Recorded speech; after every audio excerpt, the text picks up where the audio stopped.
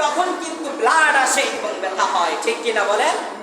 কিন্তু আমেনা বলেছেন যখন পৃথিবীর জমিনে আসবেন সেই সময় আবু লাহাবের স্ত্রী আমার পাশেই ছিল, কিন্তু আমার কেমন যেন ঝিমানি ঝিমানি ভাব আসছে। আমি ঘুমিয়ে পড়তেছি।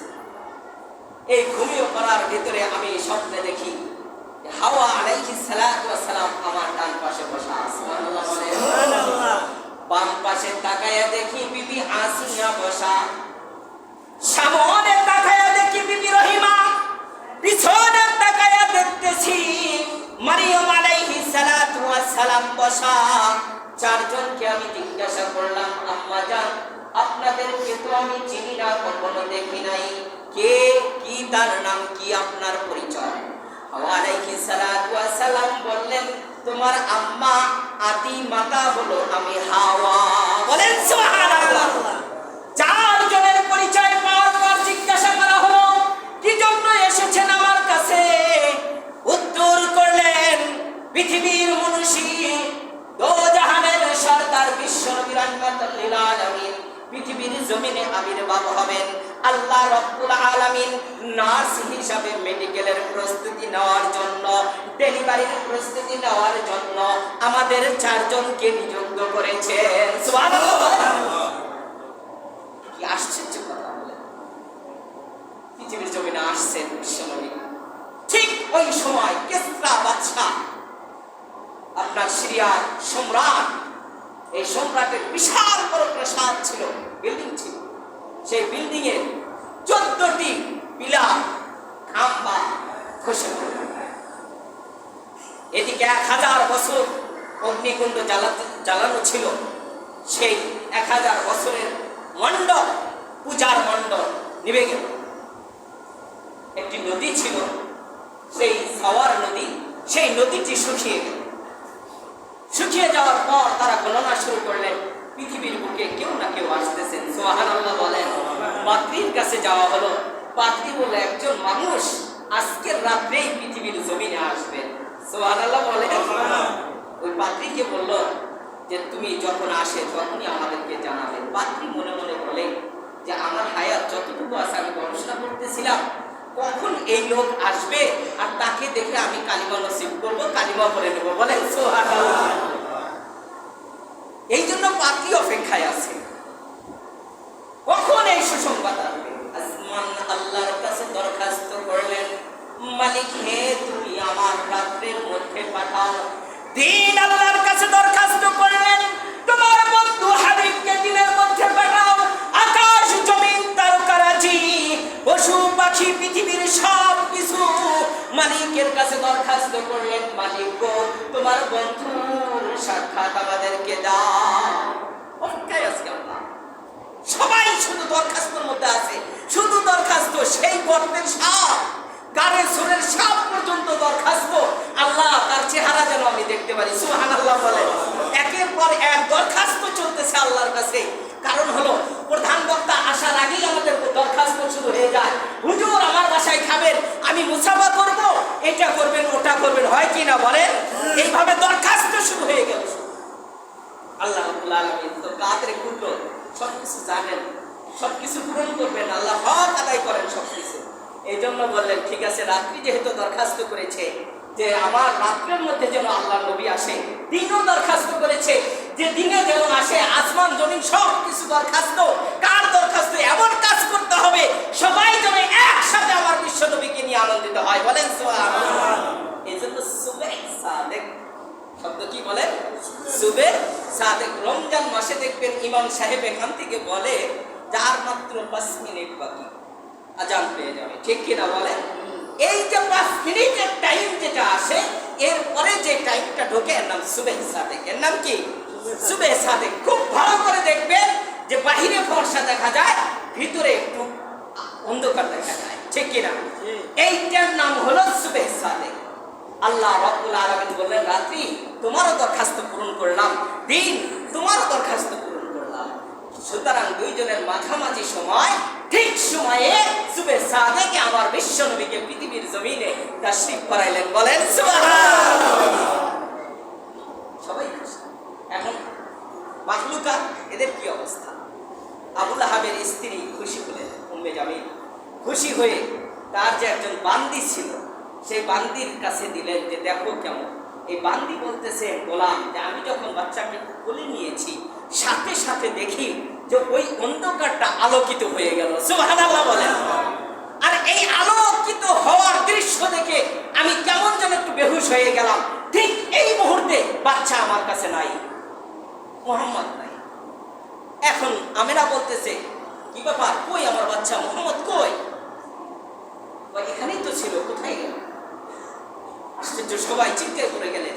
অল্প সময়ের ভিতরে আল্লাহ রাব্বুল আলামিন ওই বিশ্ব নবীকে, ছোট বাচ্চাকে মাশরিক থেকে মাগরিব, শিমাল থেকে জুনুব, জিবরাইল আলাইহিস সালাতু ওয়াস সালামের মাধ্যমে ওই নবজাতক শিশুকে পুরা পৃথিবী 1 মিনিটের ভিতরে চক্কর দেওয়া হলেন। বলেন সুবহানাল্লাহ। দাবি ছিল কাদের? আকাশ বাতাস জমিন সবাই দেখবেন, এই জন্য আল্লাহ দেখার সুযোগ করে দিলেন। আমি না চিন্তায় পড়ে গেল, গায়ের থেকে আওয়াজ আসলো তোমার সন্তান তোমার কাছেই আসবে, তোমার এটা সাধারণ সন্তান না, এই জন্য একটু পরে আসবে। আসলেন, দেখলেন, খুশি হলেন। সেই সময়কালীন বাচ্চাদের অভ্যাস ছিল মক্কা শরীফের ভিতরে ধুধু মাঠ আর বালুকাময় রাশি, গরম বাতাস, ওয়াবা নামে কিছু রোগ ছিল, প্লে নামে কিছু রোগ ছিল। বর্তমান ভাষায় বোঝানোর জন্য বলি আপনার করোনা, আমাদের যে করোনা আসছিল, এই যে করোনার মহামারী, এমনই জাতীয় কিছু সেতে রোগ ছিল। বিশ্ব নবী ছোট মানুষ, সেই আলো বাতাসে থাকবে, রোগ ব্যাধি হবে। আর মক্কা শরীফের মানুষের অভ্যাস ছিল গ্রামে যদি পাঠানো যায় ভালো আলো বাতাসে বড় হবে। এই জন্য তারা খাঁটি মা অর্থাৎ যদি পালক মা পাওয়া যায়, বর্তমান দত্তক যে বলা হয়, এরকম যদি কাউকে পাওয়া যায় তাহলে দিয়ে দিবে। তারা 2 বছর 1 বছর পর পর তায়েফবাসীরা, বিভিন্ন রাষ্ট্রের মানুষ, বিভিন্ন গ্রামের মানুষ বাচ্চা নেওয়ার জন্য আসতো, পালক নেওয়ার জন্য। তাদের নেশা হলো বাচ্চা নেব, কোটিপতিদের থেকে আমি সেখানে টাকা পাবো। কি পাবো? টাকার বিনিময়ে বাচ্চাকে দুধ পান করানো। আর ইতিহাসে লিখেছে মক্কা শরীফ বা অন্য রাষ্ট্রের তুলনায় তায়েফবাসীদের মা বোনদের বুকে দুধ বেশি ছিল এবং সেই দুধ ছিল বিশুদ্ধ, রোগ ব্যাধি কম ছিল। এই জন্য তারা আসতেছেন। এদিকে মুহাম্মদ সাল্লাল্লাহু আলাইহি ওয়াসাল্লাম তার দাদার কোলের ভিতরে গিয়েছে। সুবহানাল্লাহ বলেন। ছোট্ট বাচ্চা নিয়ে তারা আসতেছে, মনে রাখবেন। এদিকে বাচ্চাকে নিয়ে যেই পাহাড়ের ভিতরে আল্লাহ রাব্বুল আলামিন ইশারায় চাঁদকে দ্বিখণ্ডিত করে জমিনে ফেলে দিয়েছিলেন, সেই পাহাড়ের কিনারায় বিশ্বনবীকে নিয়ে সূর্যের তাপে সকালবেলা দাঁড়িয়েছে। বলেন সুবহানাল্লাহ। আমাদের বাচ্চাদেরকে নিয়ে সূর্যের তাপে দাঁড়ানো হয় এই জন্য রোগ ব্যাধি থেকে হেফাজত।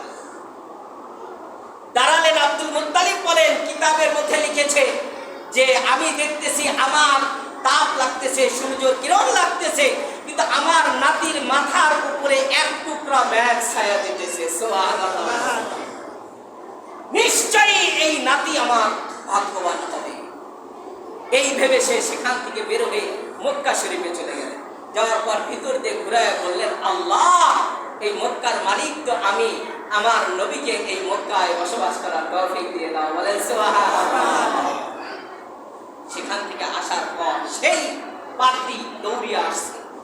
আসার পর বলতেছে যে তোমার ঘরে যে জন্মগ্রহণ করেছে, তোমার ছেলের ঘরে, এই ছেলেটা আমার দেখতে হবে। আব্দুল মুত্তালিব বললেন, দেখা যাবে, কোনো সমস্যা নেই। এরপরে দেখার সুযোগ করলেন। দূর থেকে তাকে এত সুন্দর চেহারা, বিশ্বনবীর চেহারা তো বর্ণনা করে শেষ করা যাবে না। এই চেহারা দেখে তারপরে তার সন্দেহ লেগে গেল যে এই চেহারার সন্তান পৃথিবীতে আসছে, নিশ্চয়ই আমার স্বপ্ন, আমার তারকা হিসাব করে যেটা দেখেছি, এই সন্তানই সেই মনীষী হতে পারে। এই জন্য বললেন, আমেনা, একটা কথা বলতে চাই। ও আব্দুল মুত্তালিব, তোমার এই নাতিটার পিছন সাইডটা আমি দেখতে চাই, 2 কানের মাঝের অংশটা দেখতে চাই। আব্দুল মুত্তালিব বললেন, কোনো সমস্যা নাই, আমার নাতিকে দেখতে পারো, এতিম নাতি, কোনো সমস্যা নাই, দেখো দেখো। 2 কানের মাঝে যখন তাকাইলেন, বিশ্বাস করুন বা না করুন, যে ওই পাত্রী শুধুমাত্র এই কাঁধের মাঝে তাকাইলেন, একবার নজর দেওয়ার সঙ্গে সঙ্গে জমিনে বেহুশ হয়ে পড়ে গেলেন। এমন কঠিন অবস্থা দেখে আব্দুল মুত্তালিব হয়েছে জানি না, তাকে একটু জ্ঞান ফেরানোর ব্যবস্থা করা হোক। যখন জ্ঞানটা ফিরে এসেছে, জিজ্ঞাসা করা হলো যে ও তারকাগণিত পণ্ডিত, তুমি কি দেখেছো আমার নাতির এই দুই কাঁধের মাঝখানে? এমন একটা জিনিস দেখেছি, এই বাচ্চাটাকে তোমরা বাহিরে নিয়ে যেও না, এই বাচ্চাকে বাহিরে রাখা যাবে না, এই বাচ্চার দুই কাঁধের মাঝখানে লেখা রয়েছে খতমে নবুওয়াত। বলেন সুবহানাল্লাহ। এখানে একটা ছিল একটা ছিল বিশ্বনবীর, যার নাম হলো খতমে নবুওয়াত। মানে এই নবী, এই ছেলেই হবে বিশ্বনবী, এই ছেলেই হবে শেষ নবী। এই ছেলেকে যদি কেউ পায় বনি ইসরাঈলরা তাহলে মেরে ফেলবে। সুতরাং তাকে হেফাজত করো। এই ভয়ে আরো তারা চিন্তা করলো দূরে দেওয়া যায় কিনা কোনো জায়গায় হেফাজতের জন্য। এদিকে হালিমাতুস সাদিয়া গরিব মানুষ, দল নিয়ে সবাই আসতেছেন। এর মাঝে হালিমাও বললেন আমিও যাই। তার একটা বাচ্চা ছিল আব্দুল্লাহ, কি নাম? তার একটা মেয়ে ছিল সায়েমা। সায়েমাকে রেখে স্বামী স্ত্রী বাচ্চাটা নিয়ে তারা একটা গাধা, একেবারে দুর্বল গাধার পিঠে উঠেছে, আসতেছে। উদাহরণস্বরূপ যে তাদের সাথে যারা এসেছিল, তারা এই সালনা বাজারের যত ধনট্ট ফ্যামিলি আছে, সমস্ত ফ্যামিলির বাচ্চাগুলো টাকার বিনিময়ে তারা বাজেট করে নিয়ে নিয়েছে। আর কোনো বাচ্চা নেই। তারা বাচ্চা নিয়ে আবার রওনা করেছে। মনে করেন সালনা বাজারের কাছাকাছি চলে গেছে। সেই সময় সাদিয়া আসতেছে, হালিমাতুস সাদিয়া মস্কারি করে বলতেছে, হালিমা তুমি এখন যাবে, বাচ্চা পাবে? বাচ্চাই তো এক। নাম্বার 2, একটা বাচ্চা আছে কিন্তু ওইটা নিয়ে কাজ হবে না, এতিম বাচ্চা, তার বাবা ইন্তেকাল করেছে, দরিদ্র বাচ্চা, এই বাচ্চা নিয়ে তুমি টাকা পাবে না। হালিমা বললো তাহলে এখান থেকে ফিরে যাই। তার স্বামী বলল না, যেহেতু বাচ্চা আছে আমরা একটু দেখে যাই না বাচ্চাটা। এরপরে আসছে, আসার পর দরজাটা ঢোকা দিয়ে বলতেছে, বাসায় কেউ আছেন? আছি। আমি না বললেন আছি। কি জন্য এসেছো? বলে আমরা বাচ্চাটা দেখার জন্য এসেছি। বা এরকম তো কেউ আসে নাই বাচ্চা দেখার জন্য, জিজ্ঞাসাও করে নাই তুমি আমার বাচ্চা দেখবে? বলে হ্যাঁ শুধু দেখবো, যদি নেওয়া যায় তো নিয়ে যাও। আমেনা আমার বিশ্বনবী মুহাম্মদুর রাসূলুল্লাহ পৃথিবীর জমিনে যখন এসেছেন, ডান হাত বাম হাত দিয়ে লজ্জায় স্থানটা ঢেকে রেখেছেন। আবু লাহাবের স্ত্রী বলে দেখো দেখো ছোট বাচ্চা, এই বাচ্চা দেখো তার লজ্জায় স্থান ঢেকে রাখে। আমেনা খুব ভালো করে ফলো করলেন, আমার সন্তান নিশ্চয় এটা দেখাবে না। এই জন্য তার মায়ের আঁচল থেকে একটু কাপড় ছিঁড়ে বললেন, সন্তানটাকে তুমি পেঁচাইয়া দাও। যখন পেঁচায় দেওয়া হলো, সেই ছিদ্র দিয়ে কাপড়ের ফাঁকা জায়গা দিয়ে আমেনা একবার নজর করলেন। নজর করে দেখেন বিশ্বনবী খৎনাকৃত অবস্থায় এসেছে। আমার নবী মুসলমানি করে এসেছেন। এইটা দেখে আমেনা আশ্চর্য হলেন, এই জন্যই তো ঢেকে রয়েছে। সুতরাং এই বাচ্চাকে কখনো উলঙ্গ রাখা যাবে না। শিশুকাল থেকেই আমার নবী কাপড় পরেছেন, কোনো লজ্জা স্থান বের করেন নাই। দুঃখের বিষয়, মানুষ এখন বড় হচ্ছে, কাপড় তত উপরে উঠতেছে, ঠিক কিনা বলেন? আসলে ছোট বাচ্চারা ছোট পোশাক পরেছিল, মানুষ বড় হয় কাপড় বড় হয়। বর্তমান দেখা যায় মানুষ বড় হয় কাপড় ছোট হয়। এটা হলো দুঃখের বিষয়। এই জন্য একটি জান্নাতি চাদর দিয়ে তাকে ঢাকা হয়েছিল। ওই চাদরে সাদা একটি কাপড় দিয়ে তার চেহারাটা ঢেকে রেখেছে। বিশ্বনবী ঘুমায়। এখন সাদিয়া বলেন, হালিমাতুস সাদিয়া চেহারাই যদি না দেখি তাহলে বাচ্চাটা দিব কেমনে? আমেনা বললেন ঠিক আছে। সেই কাপড়টা উঠাইলেন, উঠানোর সাথে সাথে আমেনা দেখায় সাথে সাথে ঘুমিয়ে আছে বাচ্চা। এত সুন্দর বাচ্চা, তার বর্ণনা দেওয়া যাবে না। সাথে সাথে সাদিয়া পাগল হয়ে গেলেন। হালিমাতুস সাদিয়া পাগল হয়ে বললেন, বাচ্চাকে উঠাও। বাচ্চাকে যখন উঠানো হলো, ঠিক সেই হালিমাতুস সাদিয়ার চেহারার দিকে তাকায়া আল্লাহর নবী বিশ্বনবী মুহাম্মদুর রাসূলুল্লাহ মুস্কি একটা হাসি দিলেন। সুবহানাল্লাহ। তখনই সাদিয়া বুঝতে পারলেন এই বাচ্চা আমার কাছে আসবে। কোলে নিলেন, কোলে নেওয়ার পর এমন ভাবে জড়ায়ে ধরলেন, হালিমা বলতেছেন যে আমার মনে হয় 50% সুস্থ। জড়ায়ে ধরার সাথে সাথে হয়ে গেলাম। সুবহানাল্লাহ বলেন। বললেন যে মা এই বাচ্চা নিয়ে যাব, কোনো টাকা লাগবে না, আমি নিয়ে যাব বাচ্চাটা। তখন তার স্বামীর অনুমতি নিয়ে বাচ্চা নিয়ে বের হলেন। বের হওয়ার পর গাধার পিঠে উঠাবেন, হালিমাতুস সাদিয়া পিছনে বসতেছেন আর স্বামী গাধা চালাবেন। এজন্য রশি ধরে সামনে বসবেন। ঠিক ওই টাইমে বসার সাথে সাথে গাধাটা নিচে বসে গেল। এখন চিন্তায় করলেন হালিমা, কি ব্যাপার, গাধা নিচে বসে গেল, যায় না কেন? গবেষণা করে বললেন ঠিক আছে ওজন মনে হয় বেশি হয়েছে, আমি নামি। নামার পর দেখে গাধা আবার দাঁড়িয়ে যায়, আবার ওঠে আবার দাঁড়ায়, আবার ওঠে আবার দাঁড়ায়। এইভাবে 3 বার করার পর হালিমা বুঝতে পারলেন এই বাচ্চা নিয়ে সম্ভাবনা পিছনে বসা যাবে না।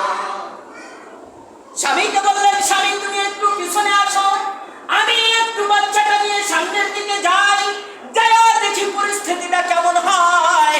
এই অবস্থা বর্ণনা করতে গিয়ে বলেন হালিমাতুস সাদিয়া উট যেন আমার সাথে কথা বলতেছে এমন মনে হয়। সুবহানাল্লাহ বলে মনে হয় যেন উট কিছু বলতে চায়। এটা অবস্থা থেকে আমি সামনে বসে গেলাম, বসার সাথে সাথে ওই গাধা বা উট লাফ দিয়ে দাঁড়িয়ে গেল, এমন সুন্দর হৃষ্টপুষ্ট শক্তিশালী হলো, বুঝাইয়া দিল বিশ্ব নবী দেখো আমি হলাম ইমামুল মুরসালিন খাতামুন নবিয়্যিন, আমি কখনো পিছনে বসতে পারি না, আমি সবার ইমাম সামনে থাকবো। শিশুকালে ইমাম সামনে বসে এখন দ্বিগুণ গতিতে চলছে, চলতে চলতে তারা যতদূর গিয়েছিল তাদেরকে ওভারটেক করে সামনে দাঁড়িয়ে গেল। দাঁড়ানোর পর তারা বললো কি ব্যাপার গাধা কি পরিবর্তন করেছো? কিছুই করি নাই। কারণটা কি তোমার? বলে কারণ হলো এই কুরাইশের এই বাচ্চা। সুবহানাল্লাহ বলেন এই বাচ্চার কারণে এই অবস্থা। বাসায় চলে গেলেন, যাওয়ার পর এখন ঘরে যায় যে অভাব অনটন ছিল, তাদের বেশ ছিল, দুম্বা ছিল, এসব কিছু অভাবের মধ্যে ছিল। যাওয়ার পর দেখে যে তাদের প্রত্যেকটা ছাগি এবং সেই বেশের স্তনে দুধ এসেছে। বলেন সুবহানাল্লাহ। বিশ্বনবী মুহাম্মদ রাসূলুল্লাহ শুধু ডান পাশের দুধ হালিমাতুস সাদিয়ার পান করতেন, আর বাম পাশেরটা তার ভাইয়ের জন্য আব্দুল্লাহর জন্য রেখে দিতেন। কারণ হলো ইনসাফ ছোটকাল থেকে বিশ্বনবীর ছিল। তার বোন একদিন তাকে কোলে করে নিয়ে সেই রাখাল হিসাবে চলে গেল। যাওয়ার পর দেখে যে এই ছোট বাচ্চার উপরে এক টুকরা ব্যাগ করে। বলেন সুবহানাল্লাহ। এরপরে তার চেহারার দিকে তাকিয়ে এমন অবস্থা হয়ে গেল, তাকাইতে তাকাইতে অন্ধকার হয়ে গেল। আমি চিন্তায় পড়ে গেলাম আমার সাগি আর মেজগুলো কোথায়? অন্ধকারের মধ্যে মনে হয় হারিয়ে গিয়েছে। বিশ্বাস করেন ভাইরা আমার, ওই ছোট বাচ্চা সাইমা তাকায় আছেন তার বাচ্চার দিকে, তার দুই ভাইয়ের দিকে। এই ছোট বাচ্চার দিকে তাকাইতে তাকাইতে হঠাৎ করে দেখেন তার মেজগুলো বাচ্চা ছাগিগুলো সব কিছু তার চতুর্পাশে দাঁড়িয়ে বিশ্ব নবীকে সালাম দিচ্ছে। বিশ্ব নবীকে রওনা করলেন অন্ধকারের পথে। ছাগিগুলো লাইন ধরে একা একা চলে আসলো। তার মায়ের কাছে বর্ণনা বললেন এই ঘটনা দেখেছি। সঙ্গে সঙ্গে হালিমাতুস সাদিয়া বললেন আল্লাহ হতে পারে আমাদের এই উসিলায় বরকত দিবেন। বাচ্চাকে খুব খেয়াল করে বড় করলেন। ঠিক 6 বছরের সময় বিশ্ব নবী একদিন হঠাৎ করে পাহাড়ের চিপার মধ্যে আছেন, দেখেন 2 জন ফেরেশতা এসে আল্লাহর নবীকে শুয়ে দিলেন। শুয়ে যাওয়ার পর মানব রূপী শয়তান রূপী যে কলব ছিল, গোস্ত ছিল, টুকরা ছিল, সেই ব্লাড ছিল, ব্লাডের এক অংশ বের করলেন। বের করে জমজমের পানি, হাউজে কাউসারের পানি দিয়ে ধৌত করলেন। ধৌত করার পর আবার বিশ্ব নবীকে ওপেন হার্ট সার্জারি করার পর যখন সেলাই কমপ্লিট হয়ে গেল, বিশ্ব নবী একটু বেহুশ অবস্থায় পড়ে আছেন। তার বোন সহ গ্রামের মানুষ সবাই গেলেন। যাওয়ার পর দেখেন বাচ্চার এই অবস্থা। বিশ্ব নবীকে নিয়ে মায়ের কাছে পৌঁছিয়ে দিলেন।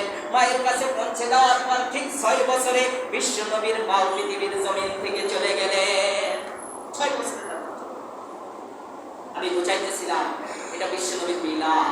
এটার নাম কি? মিলাদ। আচ্ছা বলুন তো এটা কি আমল করা যাবে? এগুলো কিভাবে জন্ম করেছে, কিভাবে আসছে, এটা কি আমাদের মা বোনের সম্ভব? না, সম্ভব না। তাহলে মিলাদুন নবী আলোচনা করা যায় কিন্তু আমল করা যায় না। জানতে হবে, শুনতে হবে, সবকিছু করতে হবে, এটা আমল করা যাবে না। দোয়া করা যাবে। কি করা যাবে? দোয়া করা যাবে। আর সিরাতুন নবী আপনার মানতে হবে। আমার নবী 23 বছর বয়সে যা করেছেন, নবুয়ত পাওয়ার পর সব কিছু আমার আপনার মানতে হবে। আর বিশ্ব নবী ছোটকালে যা করেছেন এটা শুনতে হবে, জানতে হবে যে ছোট্ট থেকেই আমার নবী ছিলেন রহমত, ছোট্ট থেকেই আমার নবীর ছিলেন বরকত।